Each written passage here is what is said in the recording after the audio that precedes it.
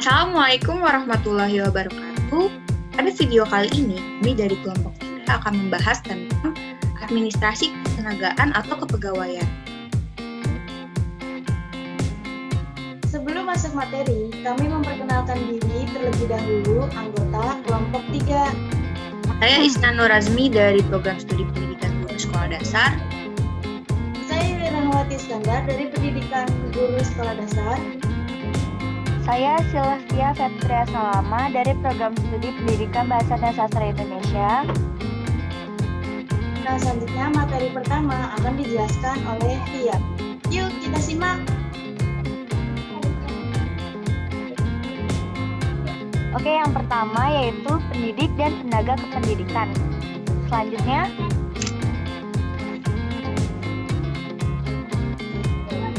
pengertian pendidik. Jadi, pendidik itu adalah tenaga pendidikan yang berkualifikasi sebagai guru, dosen, konselor, pamong belajar, widya iswara, tutor, instruktur, fasilitator, dan sebutan lainnya yang sesuai dengan kekhususannya, serta berpartisipasi dalam penyelenggaraan pendidikan. Dalam pasal 1, angka 6, Undang-Undang Nomor 20 Tahun 2003 tentang Sistem Pendidikan Nasional. Selanjutnya, yaitu tugas pendidik. Yang pertama, merencanakan dan melaksanakan proses pembelajaran. Yang kedua, melakukan pembimbingan dan pelatihan. Dan yang ketiga, yaitu melakukan penelitian dan pengabdian kepada masyarakat. Selanjutnya akan dijelaskan oleh Isna.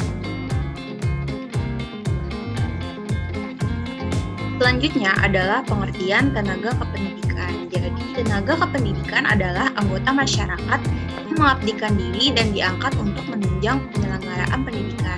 Nah, hal ini sesuai dengan salah 1 angka 5 Undang-Undang Nomor 20 Tahun 2003. Selanjutnya adalah tugas tenaga kependidikan. Jadi, tugas tenaga kependidikan yaitu yang pertama melaksanakan administrasi, yang kedua melaksanakan pengelolaan, yang ketiga melaksanakan pengembangan, yang keempat melaksanakan pengawasan, yang kelima adalah melaksanakan pelayanan teknis untuk menunjang proses pendidikan pada satuan pendidikan. Selanjutnya akan dijelaskan oleh Yuli.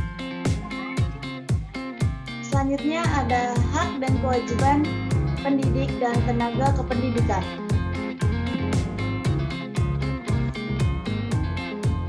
Yang pertama ada hak. Hak pendidik dan tenaga kependidikan sebagai disebutkan dalam pasal 40 ayat 1 Undang-Undang Nomor 20 Tahun 2003 tentang Sistem Pendidikan Nasional adalah sebagai berikut. Yang pertama, penghasilan dan jaminan kesejahteraan sosial yang pantas dan memadai.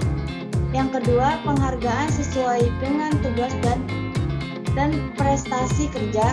Yang ketiga, pembinaan karir sesuai dengan tuntunan pengembangan kualitas.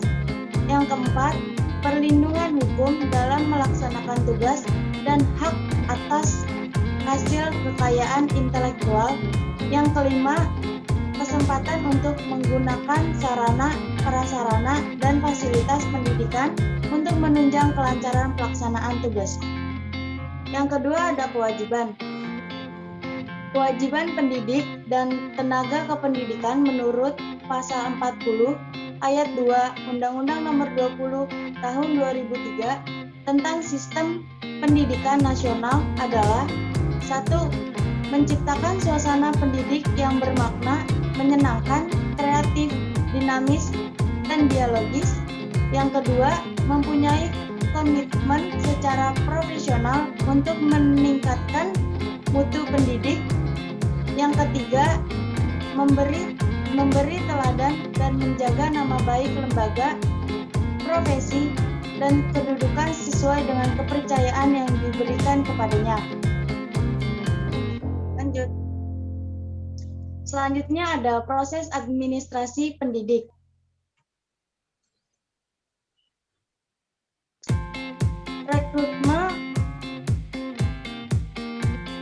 Rekrutmen adalah serangkai aktivitas mencari pelamar kerja dengan motivasi kemampuan, keahlian, dan pengetahuan yang diperlukan guna menutupi kekurangan yang diidentifikasikan dalam perencanaan kepegawaian. Selanjutnya akan dijelaskan oleh Tia. Baik, selanjutnya yaitu strategi rekrutmen guru atau pendidik. Jadi yang pertama yaitu pembentukan panitia rekrutmen guru baru. Yang kedua yaitu pengkajian berbagai undang-undang atau peraturan pemerintah, peraturan yayasan yang berkenaan dengan peraturan penerimaan guru. Yang ketiga, penetapan persyaratan-persyaratan untuk melamar menjadi guru baru. Dan yang keempat yaitu penetapan prosedur pendaftaran guru baru. Selanjutnya, yang kelima yaitu penetapan jadwal rekrutmen guru baru. Yang keenam yaitu penyiapan fasilitas yang diperlukan dalam proses rekrutmen guru baru. Yang ketujuh yaitu penyiapan ruang atau tempat memasukkan lamaran guru baru.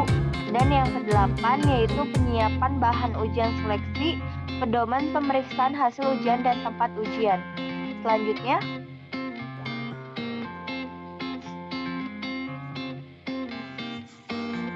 Selanjutnya adalah bentuk-bentuk mutasi. Yang pertama yaitu promosi jabatan. Nah, promosi jabatan yaitu pemindahan pegawai dari satu jabatan ke tingkat jabatan yang lebih tinggi. Lalu yang kedua adalah transfer atau rotasi pekerjaan, yaitu pemindahan bidang pekerjaan pegawai kepada bidang lainnya tanpa mengubah tingkat jabatannya. Dan yang ketiga adalah demosi. Demosi jabatan yaitu penurunan jabatan pegawai dari satu jabatan ke tingkat jabatan yang lebih rendah atas dasar kondisi dan prestasi kerjanya atau akibat terjadinya penyederhanaan struktur organisasi. Selanjutnya akan dijelaskan oleh Li. Selanjutnya ada proses seleksi. Yang pertama, penerimaan surat lamaran. Yang kedua, pemeriksaan dan pemilihan surat lamaran. Yang ketiga, penyelenggaraan ujian saringan.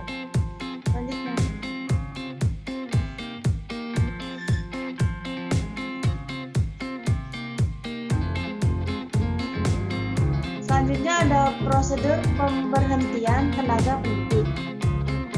Yang pertama, guru atau dosen dapat diberhentikan dengan hormat dari jabatan sebagai guru karena alasan 1. Meninggal dunia, 2. Mencapai batas usia pensiun, 3. Atas permintaan sendiri, 4. Sakit jasmani atau rohani sehingga tidak dapat melaksanakan tugas secara terus-menerus selama 12 bulan. Yang kelima, berakhirnya perjanjian kerja atau kesepakatan kerjasama antara guru atau dosen dan penyelenggara pendidik. Yang kedua ada guru dan dosen dapat diberhentikan tidak dengan hormat dari jabatannya karena 1. Melanggar sumpah dan janji jabatan, 2. Melanggar perjanjian kerja atau kesepakatan kerja bersama, 3. Melalaikan kewajiban dalam menjalankan tugas selama 1 bulan atau lebih secara terus-menerus. Lanjut.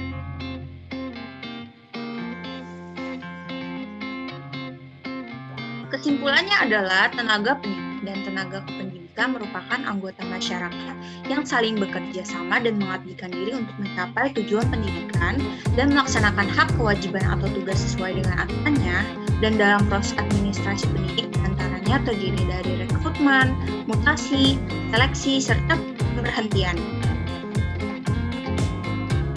Nah, cukup sekian penjelasan tentang administrasi ketenagaan dan kepegawaian dari kelompok 3. Semoga bermanfaat. Kurang lebihnya mohon maaf. Wassalamualaikum warahmatullahi wabarakatuh.